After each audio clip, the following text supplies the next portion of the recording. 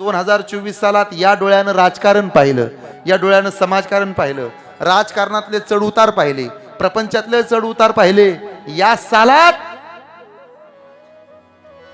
सुख पण पाहायला मिळालं, दुःख पण पाहायला मिळालं, संघर्ष केलाय आपण.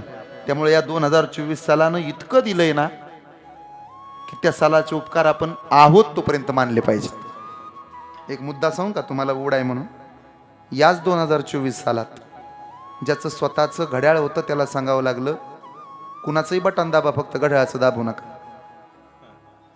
ज्याचा स्वतःचा धनुष्यबाण होता त्याला स्वतःहून सांगावं लागलं कुठलं बी दाबा, फक्त ते धनुष्यबाण दाबू नका.